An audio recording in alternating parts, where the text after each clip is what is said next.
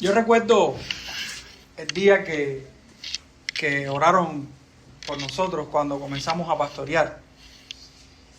Y yo recuerdo que comencé a llorar mucho. La gente se preguntó por qué yo lloraba tanto. Quizás era por emoción, pero la motivación correcta, o sea, la motivación que había en mi corazón era mucho temor. Porque yo soy hijo de pastores y ver las traiciones que hacían contra mi padre muchas veces me afligía. Y mi frase siempre era: yo nunca voy a ser pastor. Se lo decía a mi papá todos los días. Y resulta ser que ese día, cuando comencé a pastorear en Cuba, pasó el tiempo y pasaron las mismas cosas en mi trabajo. Y sufrí grandes decepciones de las personas que más quería. Sufrí el dolor de ver cómo mis buenos amigos en algún momento me traicionaron. Y experimenté lo que experimenta toda persona que tiene que ayudar a personas y guiar a personas en un momento de su vida. Esto me trajo a la memoria el texto de hoy. Porque el texto de hoy es un texto que está lleno de traición, lleno de sufrimiento, lleno de dolor por parte de nuestro Señor, el cual es traicionado por uno de sus amigos. Todos frente a la traición sentiremos mucho dolor. Y sobre todo cuando la persona que nos traiciona es alguien que le hemos dado comida, que le hemos dado techo, que le hemos dado tiempo, que le hemos dado un consejo, que le hemos dedicado y hemos sacrificado a nuestra familia por ellos. Y de un día para otro esa persona nos traiciona como apuñalar a nuestra espalda. Pues veremos hoy a Jesús siendo traicionado por uno de sus amigos. Y le titulé el mensaje de hoy: la entrega se acerca. Y está basado en Juan capítulo 13, verso del 21 al 30. Y dice la palabra del Señor en Juan capítulo 13, verso del 21 al 30. Habiendo dicho esto, Jesús se conmovió en espíritu y declaró y dijo: de cierto os digo, que uno de vosotros me va a entregar. Entonces los discípulos se miraban unos a otros, dudando de quién hablaba. Y uno de sus discípulos, el cual Jesús amaba, estaba recostado al lado de Jesús. A este, pues, hizo seña Simón Pedro, para que preguntase quién era aquel de quien hablaba. Él entonces, recostado cerca del pecho de Jesús, le dijo: Señor, ¿quién es? Respondió Jesús: a quien yo diera el pan mojado, aquel es. Y mojando el pan, le dio a Judas Iscariote, hijo de Simón. Y después del bocado, Satanás entró en él. Entonces Jesús le dijo: lo que vas a hacer, hazlo más pronto. Pero ninguno de los que estaban en la mesa entendió por qué le dijo esto. Porque algunos pensaban, puesto que Judas tenía la bolsa, que Jesús le decía: compra lo que necesitamos para la fiesta, o que diese algo a los pobres. Cuando él, pues, hubo tomado el bocado, luego salió y era ya de noche. Oremos al Señor. Señor, tú eres un Dios tan grande, tan real, tan poderoso, tan misericordioso, que nosotros venimos ante ti, Señor, en total dependencia y reconociendo, Dios, que ese Cristo que murió en una cruz y que murió por nuestras vidas, nos puede hablar en esta hora, Señor. Te rogamos por el poder de tu Espíritu que hables a nosotros la palabra de Cristo a nuestros corazones y que podamos venir rendidos a ti, rendidos a Cristo Dios, en humildad, en adoración, y que podamos salir de este lugar confrontados, pero animados, enseñados, redarguidos, pero exhortados en el poder de tu Espíritu, Padre, y alentados en nuestra alma de que Cristo es nuestro Salvador y es el que murió por nuestros pecados. A Él venimos en esta hora, en el nombre de Jesús. Amén. Amén. Aleluya, hermanos. Vamos a resumir el texto. A mí siempre me gusta, después que leo el texto, resumir el texto en una oración o en una frase. Este texto va a tratar sobre la revelación soberana de Cristo al advertir, identificar y permitir la decisión definitiva de Judas. Y esto revela así que la redención avanzará a pesar de la traición. Amados, qué gloriosa es la redención realizada por nuestro Señor Jesucristo. que como a pesar de que había un traidor y de que lo traicionaron, él cumplió su misión. Por eso dividí el texto en tres partes principales. La primera, la advertencia de un traidor, en el versículo 21. La segunda, la identificación de este traidor, desde los versículos 22 al versículo 26. Y tercero, el permiso al traidor, desde el versículo 27 al versículo 30. Entonces vamos a estar tratando estas tres verdades en el texto. La advertencia de un traidor, la identificación del traidor y el permiso al traidor. Vamos a ver la advertencia del traidor. Dice el versículo 21. Habiendo dicho esto, Jesús se conmovió en espíritu y declaró y dijo: de cierto os digo que uno de vosotros me va a entregar. ¿Qué cosas había entendido y que había dicho Jesús anteriormente que llevó al escritor a declarar la conmoción de espíritu de Jesús? Y eso fue la referencia que dijo anteriormente. En el versículo 18, Jesús cita el Salmo 41, verso 9. Y él hace referencia a este traidor. Cuando él habla, él dice: no hablo de vosotros, refiriéndose a los discípulos. Yo sé a quienes he elegido. Mas para que se cumpla la escritura, el que come pan conmigo levantó contra mí su calcañar. Aquí Jesús está haciendo referencia a un hombre malo, a un hombre perverso, a un hombre reprensible que levantó contra él su calcañar, como un caballo le da una patada a su dueño, o como habíamos dicho, como ese hombre, como ese perro que muerde al hombre que le da su comida. Un hombre ingrato es el que le va a traicionar. Este hombre que es reprensible totalmente. Y ninguna traición es tan fuerte cuando viene desde nuestro círculo más íntimo. Esa sí duele, hermano. Cuando nos está traicionando la persona que come con nosotros y que está con nosotros. Qué triste es esa traición. Y aquí nos encontramos con la profunda conmoción de espíritu de nuestro Señor. Y esto es frente a alguien que le va a traicionar, pero a alguien que se le han dado grandes privilegios. Y por esta turbación de Jesús entendemos que lo que significa es que Jesús está angustiado, está perturbado y está aterrado. Eso es lo que significa esta palabra. Y si ustedes recuerdan cuando estuvimos predicando en el capítulo 12 sobre las palabras de Jesús cuando Él está orando y glorificando al Padre, se usa la misma palabra. Cuando Jesús dice: ahora está turbada mi alma, ¿y qué diré? Padre, sálvame de esta hora, mas para esto he llegado a esta hora. Jesús está usando la misma palabra para referirse a la turbación de su alma. Y habíamos hablado también de que lo que significaba esta palabra en un contexto era esa turbación frente a algo que era muy difícil. Por ejemplo, cuando los magos van a ver a Herodes buscando al niño que había de nacer, esa perturbación que sintió Herodes es la misma palabra que se está usando aquí. Y también habíamos hablado de que cuando los discípulos ven a Jesús caminar sobre las aguas, se perturbaron, se asustaron, tuvieron mucho miedo. Ese es el mismo temor que está experimentando Jesús en estos momentos frente a la traición de uno de sus amigos.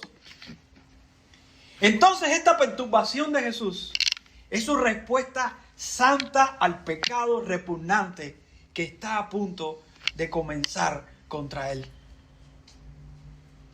El pecado repugnante.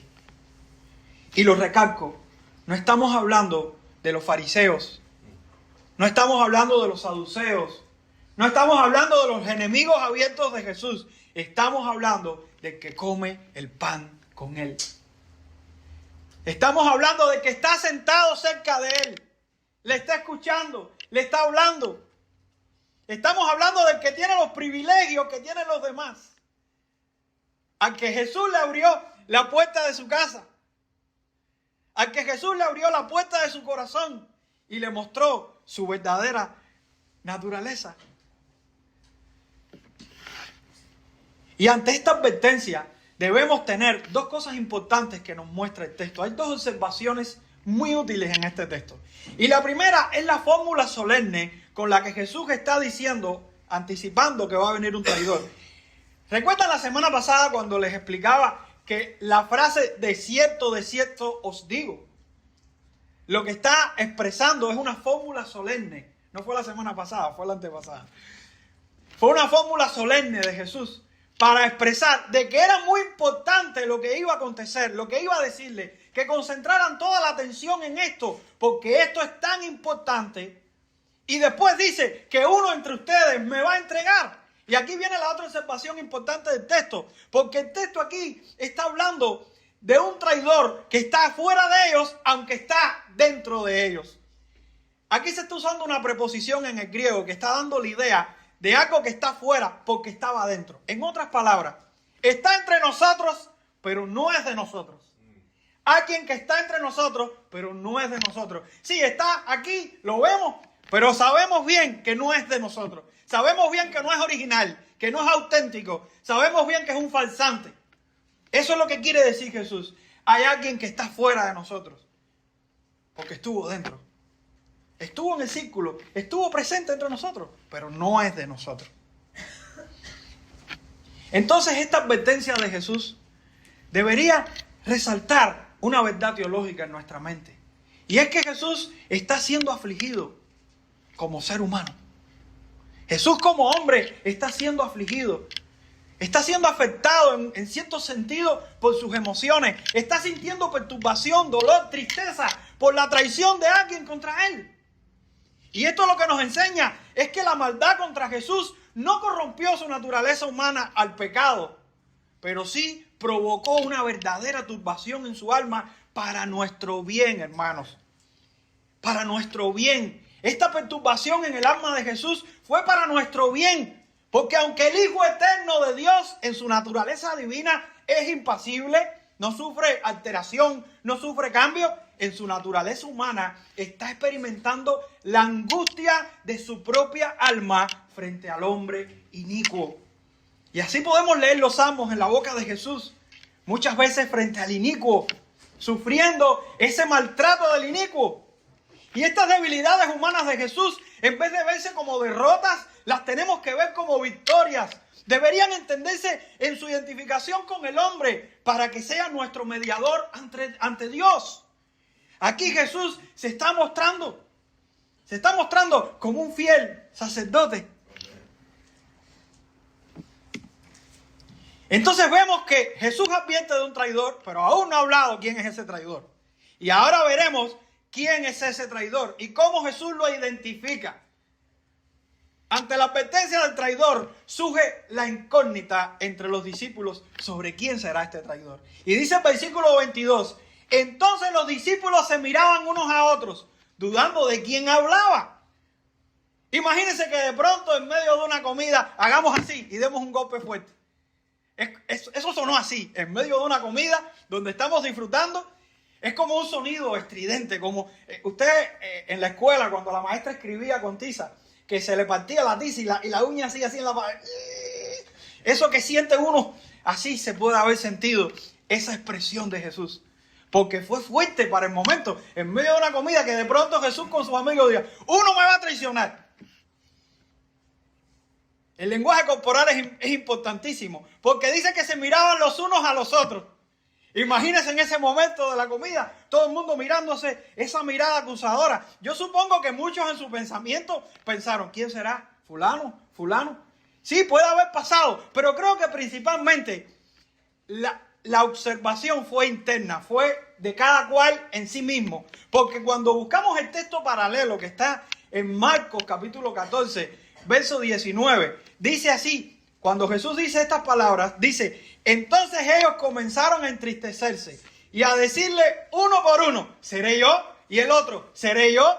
Entonces aquí estamos viendo una autoevaluación personal de cada uno de los discípulos frente a Jesús, los cuales tenían que haber pensado en su mente, ¿seré yo? ¿Está hablando de mí? Hagamos un ejercicio y veremos que cualquiera de nosotros puede pensar. Yo puedo decir que ahora mismo entre nosotros hay un mentiroso que está mintiendo. Y estoy seguro que casi todos los que estamos en este lugar diría, ¿seré yo un mentiroso porque yo dije una mentira tal día? Esto es un examen a la conciencia de cada uno. Y cada uno de los discípulos yo supongo que se tuvo que evaluar y autoevaluar a sí mismo. Porque Pedro hace un rato hizo algo mal contra Jesús. Y veremos que después va a hacer algo mal. Y estoy seguro que cada uno de ellos en algún momento cometió errores frente a Jesús. Y en su mente debía haber un combate. Esto es un momento de juicio de la conciencia. Y aunque no seamos el culpable, creo que nos evaluaríamos. Y aquí están los discípulos preocupados, cada uno por sí mismo. Pero la incógnita llevó a Pedro y a Juan a ir un poquitico más allá. Y se involucran en un plano privado de querer saber quién es el traidor. Y ahora vemos de los versículos 23 al versículo 26 lo que dice la Escritura. Y prestemos atención a este cuadro. Prestemos atención todo lo que está pasando aquí y cuánto nos va a aportar cada uno de los lugares y de las personas que están en este momento.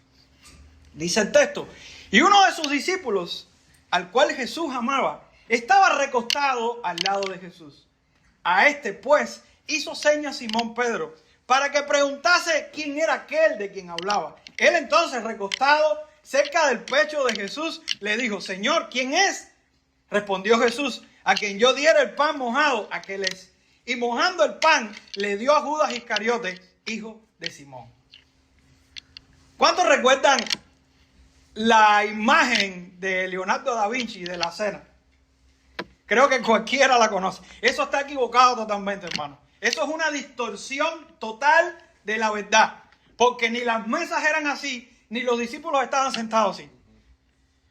De modo que tener ese retrato gráfico de la cena del Señor es una distorsión de la palabra del Señor. Porque las mesas en los tiempos de Israel, en el primer siglo, no eran mesas donde las personas se sentaban en sillas como nosotros.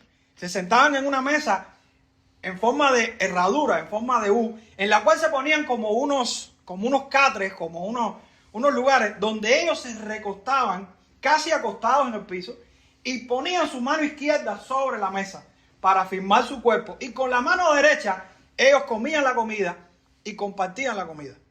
Entonces, vamos a ver el detalle gráfico, cómo estamos en ese momento de la cena. Los discípulos están preocupados porque Jesús dice que alguien lo va a traicionar. Pero ¿cómo estaban sentados ellos? Jesús era el anfitrión o era la persona más importante en la mesa. Por supuesto, Jesús se sentaba en el centro, donde tenía visibilidad para todos y podía hablar con todos. Él se sentaba, entonces como se recostaban ellos, él podía haber estado recostado sobre su brazo izquierdo. Y dice el texto que Juan recostaba su cabeza sobre su pecho. ¿Por qué? Porque lo que indica, según el contexto, es que el que le quedaba a la derecha era Juan. Juan estaba a la derecha y como le quedaba cerca, recostaba su cabeza sobre su pecho, porque podía hablar, podía tener interacción con él. Entonces también vemos a Pedro, que Pedro le hace una pregunta, pero no se la hace directamente a Jesús.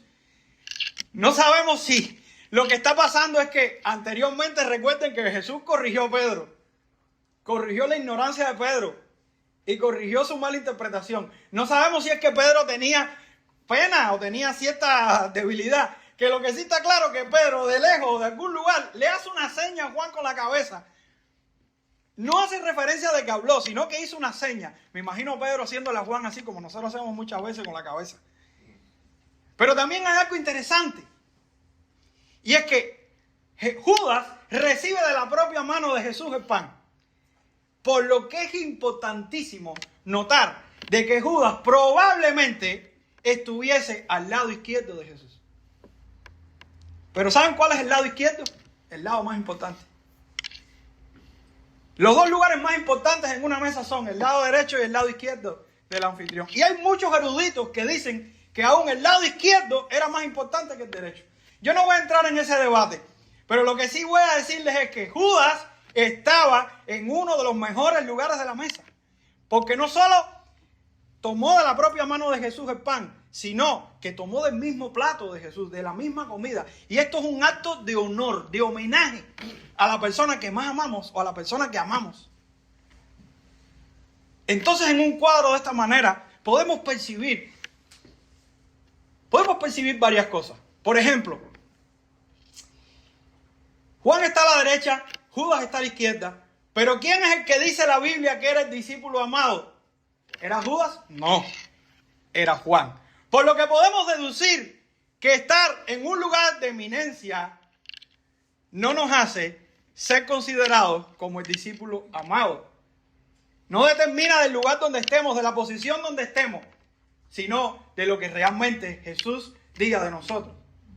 Pero también podemos ver a un Pedro a la distancia, que no está sentado cerca de Jesús en el lugar de honor. Sin embargo, ¿quién es el reprobado en esta historia? Judas. Y también podemos deducir que aún los que están corregidos, disciplinados, pero que son creyentes, están en un lugar más aceptado que el hombre impío que esté sentado en el lugar más excelente de todos. Así que aquí estamos percibiendo en esta conversación un trato de Jesús con sus discípulos que indirectamente podemos captar de que tanto Judas, tanto Pedro como Juan eran discípulos amados, eran discípulos creyentes y Judas era un desaprobado. Pero también podemos deducir algo aquí, y es que Judas, a pesar de que Jesús sabía que lo iba a traicionar y que conocía las intenciones de su corazón, le dio todos los privilegios que le dio a los demás. ¿Acaso eso no es gracia común? Cuando Judas lo que merece es el infierno, el castigo, el fuego eterno y la perdición. ¿Y cómo Jesús le ha dado los mismos privilegios que le dio a los discípulos? Sentado a la mesa, comiendo de su propio plato, le lava los pies. Y recuerde lo que pasó con los 12. Hasta hizo milagros y prodigios con los demás. Entonces estamos viendo aún la benevolencia del Señor, aún la longanimidad del Señor sobre aquellos que son sus enemigos. Qué carácter maravilloso es de nuestro Señor Jesucristo.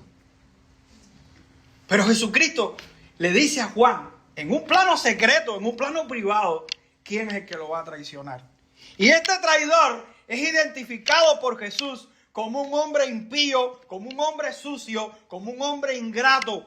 Y Jesús hace alusión a esto, unos versículos anteriores, porque no podemos perder de vista la maldad de Judas. Cuando nosotros leemos en el mismo capítulo 13, los versos 10 y 11, Jesús dice, el que está lavado no necesita sino lavarse los pies, pues está limpio. Y vosotros limpios estáis, aunque no todos, porque sabía quién le iba a entregar. Por eso dijo, no estáis limpios todos. Aquí estamos viendo que Judas es diferente a los demás. Judas no es sapo, no es creyente verdadero.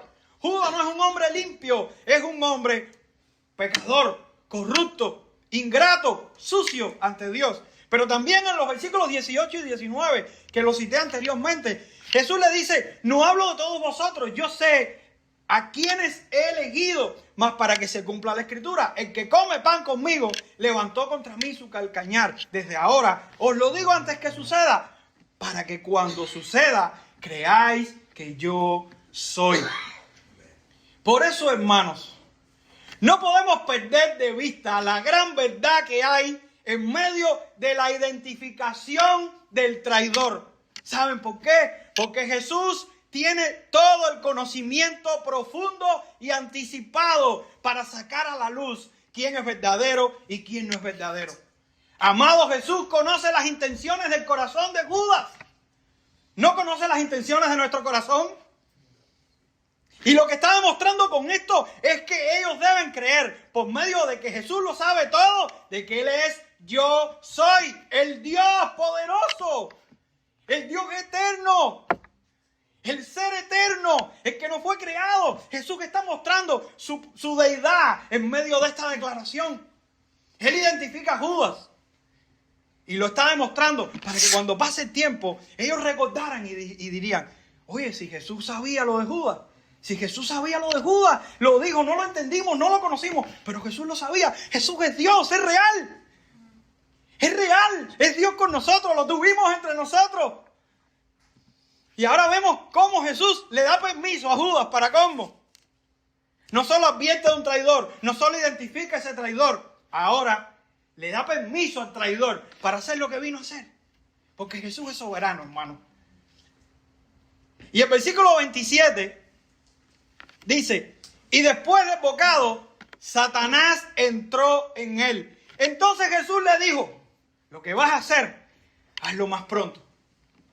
Aquí estamos observando concurrencia nuevamente. Cómo se percibe la concurrencia en el Evangelio de Juan. Lo vemos, recuerden que la concurrencia es cómo Dios obra por medio de las decisiones del hombre. Hay una hay dos intenciones ante una misma acción. El hombre peca y Dios obra para bien. Ahora, estamos viendo aquí la concurrencia en Judas como hombre, el cual está movido a hacer el mal cuando Satanás entra en su corazón, en él. Y estamos viendo por el mismo tiempo a Jesús ordenándole hacer lo que vino a hacer, porque se iban a cumplir los planes soberanos de Dios para la salvación de los hombres. Hay un texto paralelo a esto que lo explica mucho mejor, y es el texto de Lucas capítulo 22, versos 21 y 22. En el mismo contexto del que estamos hablando, dice la palabra: mas he aquí, la mano del que me entrega está conmigo en la mesa. A la verdad, el Hijo del Hombre va según lo que está determinado, pero hay de aquel hombre por quien es entregado.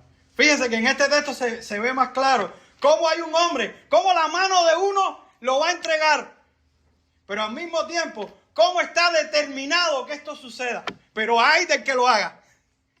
Hay del que lo haga. Entonces estamos viendo aquí cómo Dios obra por medio de la maldad del hombre para cumplir sus planes y sus propósitos de bendición para la salvación. Y aquí en la concurrencia estamos viendo la parte humana, la parte malvada. Estamos viendo cómo Satanás entró en el corazón de Judas. Y no pensemos que la comida tenía algo venenoso, algo mágico, que hizo de que cuando Judas comió pasó algo. No, hermano, porque Jesús la comió antes de Judas. Lo que tenemos que ver aquí es la disposición del corazón de Judas. La disposición a hacer el mal, a desobedecer. Como mismo pasó con Adán el día que comió de la fruta. Adán fue voluntariamente, fue con rebeldía ante su Dios y comió de esa fruta. La fruta no tenía poder mágico, estaba en la decisión y la desobediencia de Adán. Como mismo está pasando con Judas en estos momentos. Una decisión voluntaria, rebelde contra Jesús. Y recuerden también algo importante, porque en el versículo 13 nos muestra al diablo, el acusador, quien había puesto anteriormente esta sugerencia en el corazón. Dice el capítulo 13, el verso 2, dice: y cuando cenaban, como el diablo ya había puesto en el corazón de Judas Iscariote, hijo de Simón, que le entregase. Ya que había un deseo en el corazón anteriormente, la sugerencia en el corazón, el acusador ya estaba presente. Pero ahora estamos viendo cómo se cita a Satanás. Satanás, el adversario, para tomar posesión completa, y se presenta como alguien totalmente endurecido, este Judas. Endurecido totalmente. Por eso tenemos que cuidarnos, hermanos. Cuidarnos primero de los malos pensamientos, después de las decisiones y después de las acciones. Porque lo que vamos a ver en Judas es cómo el mal entra y cómo el mal termina. Empieza con pensamientos, sigue en decisiones y termina en acciones. Aquí estamos viendo la decisión de Judas en el texto de hoy, pero ya los pensamientos estaban anteriormente obrando en su alma pecadora. Pero aún Judas está a tiempo de arrepentirse.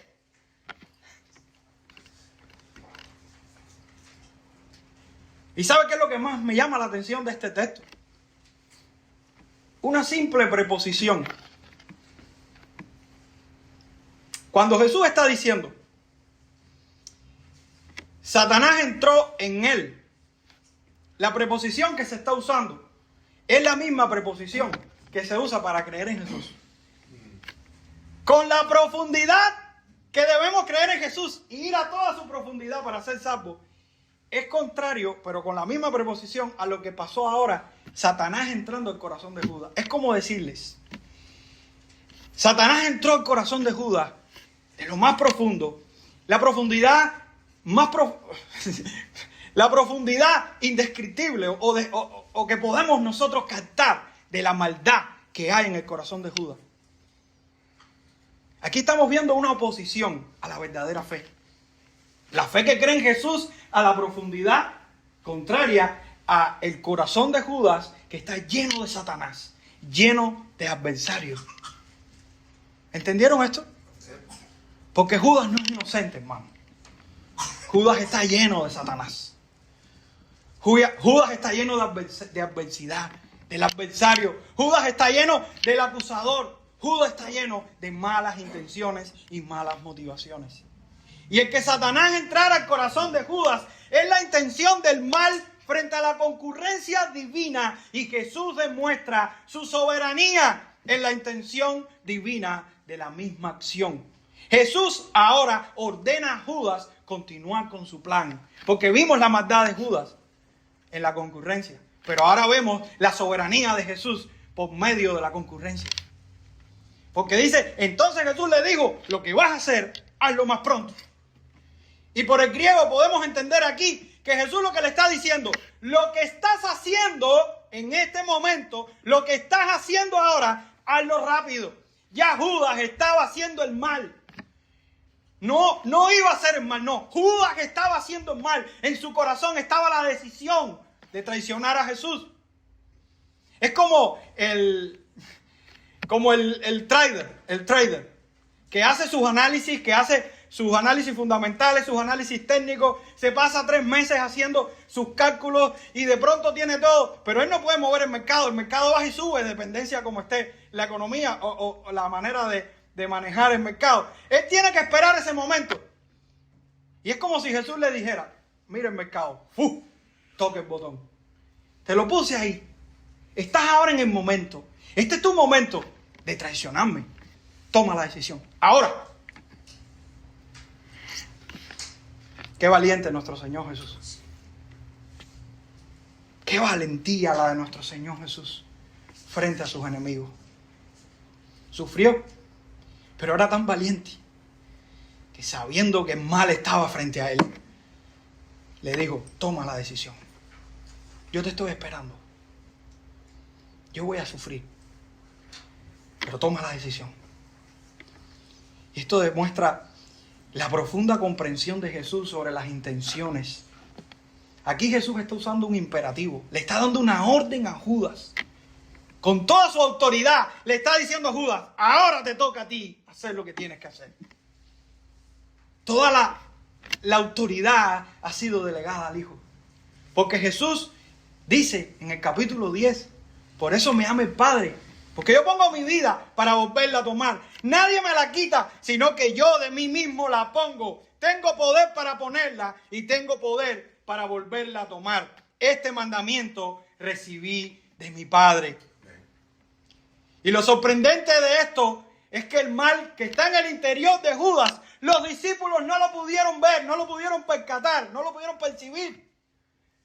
Esta decisión de Judas en su corazón, Jesús la conocía, pero los discípulos no. Y dicen los versículos 28 y 29, pero ninguno de los que estaban en la mesa entendió por qué le dijo esto. Porque algunos pensaban, puesto que Judas tenía la bolsa, que Jesús le decía, compra lo que necesitamos para la fiesta, o que diese algo a los pobres. ¿Recuerdan los hombres que escucharon a Dios hablarle al Hijo, al Padre hablarle al Hijo, y no entendieron y pensaron que era un trueno, otro es un ángel? Aquí estamos viendo a los discípulos igual. No entienden. Ahora, ¿qué quiso decir Jesús con esto? Y aún probablemente ni Juan, que escuchó a Jesús decirle que comió pan conmigo, que come pan conmigo, habrá entendido correctamente. Yo me imagino que en ese momento Juan se hubiese quedado con la incertidumbre. Es como cuando mi papá me decía, no te juntes con fulano. No, papi, no es tan malo, no, papi, no. Cuando pasaban 2 o 3 meses que me traicionaba o pasaba algo, me decía, te lo dije. Y ahí era donde yo me acordaba, oye, ¿verdad que mi papá lo que dijo fue esto? Yo me imagino a Juan de esta manera, con una mente sesgada a un contexto inmediato, que no vio tanta razón para decir que Judas era más. Pedro era peor, externamente. Era el que metía la pata siempre. Y la noche llegó. Llegó la noche. Porque termina el texto de hoy diciendo, cuando él pues hubo tomado el bocado, luego salió y era ya de noche. La noche llegó tan rápido para Judas. La noche llegó tan rápido para Judas para traicionar a Jesús, hermano. Y en cuanto probó esto, salió de esa casa. ¿A dónde fue? A buscar a los enemigos abiertos de Jesús. A cobrar su dinero por traicionar a Jesús. A decirle a esa gente dónde podían coger a Jesús preso y matarlo, llevarlo a la prisión. Qué maldito este Judas, hermano. Pero la noche llegó. no solo para tomar sus malas decisiones, sino también para ser separado de Jesús por la eternidad. Qué triste es ver esa gente que está en medio nuestro, que come nuestra comida, que se alimenta de la misma palabra que nosotros y que traiciona a Jesús. ¿Qué pasará con esa gente? Lo mismo que está pasando con Judas, hermano. Llegó la noche para Judas. Ya nunca más Judas podrá comer con Jesús en una mesa. Ya nunca más Judas podrá ver a Jesús como un amigo. Sí, lo va a ver como su juez el día del juicio final. Lo va a ver como un adversario. Amados, esta lección sobre la vida de Judas nos debería alertar si nuestras vidas están en pasos falsos. Porque aquí lo que se está demostrando por este texto es que el Dios soberano, por medio de Cristo, advierte, identifica y permite la decisión definitiva de un traidor para revelar que la redención avanzará a pesar de los obstáculos, a pesar de la traición, a pesar de que el mal se levante. Dios va a redimir al hombre por medio de Jesús. Y hay implicaciones importantes con relación a nuestro Señor Jesucristo en este texto. Porque hay una advertencia de un traidor. Y ante la advertencia de un traidor, Jesús es afligido. Pero en su aflicción está nuestro socorro. Por eso Hebreos capítulo 2, versos 17 y 18 dice, por lo cual debía ser en todo semejante a sus hermanos, para venir a ser misericordioso y fiel sumo sacerdote en lo que a Dios se refiere, para expiar los pecados del pueblo, pues en cuanto él mismo padeció siendo tentado, es poderoso para socorrer a los que son tentados. Pero ante la identificación de un traidor, Jesús se nos revela en su conocimiento absoluto para que creamos que Él es el yo soy. Por eso el mismo libro de Hebreos, en el capítulo 1, verso del 8 al 9, dice, mas del Hijo dice, tu trono, oh Dios, por el siglo del siglo, cetro de equidad es el cetro de tu reino. Has amado la justicia y aborrecido la maldad, por lo cual te ungió Dios, el Dios tuyo, con óleo de alegría más que a tus compañeros. Pero ante la disposición de un traidor, el Hijo es exhibido como el Dios verdadero que manifiesta su soberanía y que permite el mal con un propósito. Él tiene toda autoridad. Por eso el libro de Colosenses, en el capítulo 1, verso 17, dice de Jesús, y Él es antes de todas las cosas, y todas las cosas en Él subsisten. Hay una advertencia en este texto. Y la advertencia es, examina tu corazón. Porque puede haber entre nosotros un Judas. Y si yo estuviera en Cuba ahora mismo, yo estuviera pensando en los infiltrados que pone el gobierno en las iglesias para corromper las iglesias. Y no estamos en Cuba, gracias al Señor. Pero entre nosotros pueden haber personas infiltradas del mismo diablo, del mismo Satanás, y que vienen con malos propósitos a la iglesia, con propósitos de dividir, con propósitos de tergiversar. Pero aún puede haber alguien que esté entre nosotros y no venga con malos propósitos, pero su corazón está corrompido. Su corazón está lleno de maldad. Su corazón está lleno de mentira. Y está sentado entre nosotros con una doble moral. Está sentado entre nosotros haciéndose pasar por cristiano, comiendo lo mismo que nosotros y viviendo externamente lo mismo que nosotros. Pero cuando vamos a su corazón, a su interior, a su cuarto, a su habitación, vemos que realmente lo que hay dentro es un dragón loco por devorar a Jesucristo. Porque no odia a los hermanos que están aquí, odia a Cristo.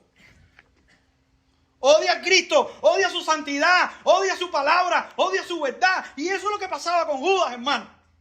Judas odiaba a Cristo y lo demostró con su traición. Pero ¿cuántos hoy no odian a Cristo y lo demuestran con sus acciones? Y no me refiero a los cristianos.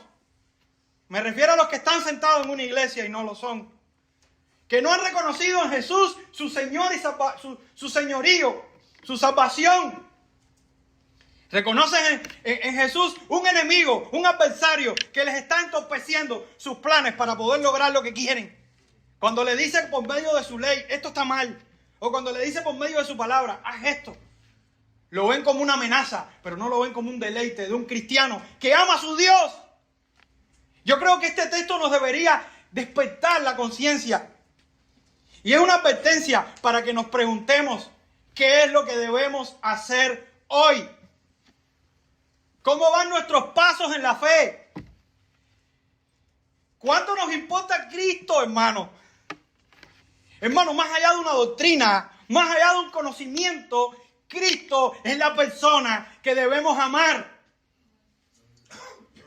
Y a veces hacemos ídolos hasta de doctrinas. Y amo la doctrina. Pero Cristo tiene que ser el centro de mi amor. Y si no lo amo, lo odio, lo aborrezco. Porque el que no está con Él, está contra Él. Por su propia palabra ha dicho. Yo no les estoy diciendo algo que Jesús no dijo. Jesús lo dijo. El que no está conmigo está en mi contra. Entonces, si no amo a Cristo, si Cristo no es mi Señor, si Cristo no es mi Salvador, soy Judas en medio de la iglesia. Pero aún Judas, en ese momento, estaba a tiempo de arrepentirse. Y no lo hizo. Pero ¿qué harás tú? ¿Qué harás tú si no conoces a Jesús? ¿Qué harás tú si has desviado tus pasos en el camino? ¿Qué harás tú si estás viviendo en una vida doble, en una vida en la cual no estás verdaderamente identificado con Cristo? ¿Qué harás tú en estos momentos? ¿Seguirás tu camino como Judas, que empezó con pensamientos malos, siguió con decisiones malas y terminó con acciones matando a Jesús, que llevaron a Jesús a la muerte? ¿Cómo terminó Judas? ¿Y cómo cree usted que terminará la persona que no ama a Jesús? Hermano, este es el Evangelio. El Evangelio que nos dice que somos pecadores, que necesitamos arrepentirnos porque estamos condenados por nuestro pecado. Y Jesús está aquí presente, siendo predicado a cada uno de los que estamos en este lugar, para que vengamos a Él si estamos en pecado, para que vengamos a Él si hemos corrompido su verdad con nuestra integridad, para que vengamos a Él como sus discípulos, para que no seamos orgullosos, para que no seamos altaneros, para que no tengamos una falsa apariencia, para que seamos sinceros de corazón. Pero entre nosotros también hay creyentes verdaderos que aman al Señor, que se equivocan, pero vienen arrepentidos. Pero ¿saben por qué? Porque reconocen en Jesús el objeto de su salvación. Para estos hay una victoria rotunda, porque Jesús cumplió su plan. Jesús cumplió su propósito, hermano. Él dijo, yo soy. Yo soy. ¿Qué implica esto para nosotros los creyentes? ¿Qué implica esta verdad para nosotros los creyentes? Que Él es la seguridad. Él es el soberano. Él tiene la total garantía para asegurar nuestras almas. Nuestras almas no están defraudadas. Él fue afligido en su alma para que nuestras almas tuvieran consuelo, hermano. Amén. Para que los pecados no se enseñoreen sobre nosotros. Para que podamos salir de nuestras derrotas, hermano. Jesús venció y nuestras almas están seguras en sus manos. Hermano, esto es lo más grande que podemos experimentar. El gozo de la salvación. La seguridad de que Jesús nos compró y que todo este sacrificio, todo este sufrimiento tiene garantía total, seguridad total. Y no solo ahora en nuestro presente, sino también en nuestro futuro. Y este es el consuelo y la fortaleza que encontramos en las aparentes debilidades de nuestro Señor. Porque ninguno piense que Jesús era débil. Jesús fue tan fuerte que soportó lo que nosotros no vamos a soportar. Así es que si somos creyentes, debemos agradecer a Jesús, a Cristo que murió por nosotros, a Cristo que sufrió por nosotros, a Cristo que ha sido expuesto ante un traidor, Al Cristo que garantiza nuestro presente, pero también garantiza nuestro futuro. Y la entrega se acerca. Todavía no hemos llegado a la cumbre de maldad de Judas. Lo veremos después. Pero en estos momentos sí debemos percibir y entender de que Jesús, a pesar de la maldad de un traidor, cumplió su misión. Así que gocémonos en el Señor, adoremos al Señor, vivamos para el Señor, porque Jesús es nuestro Señor, el Yo Soy, el Dios Todopoderoso que se hizo hombre y vino a la tierra para salvarte a ti, hermano, para salvarte a ti, hermano. Así que adoremos a Dios en esta hora. Padre,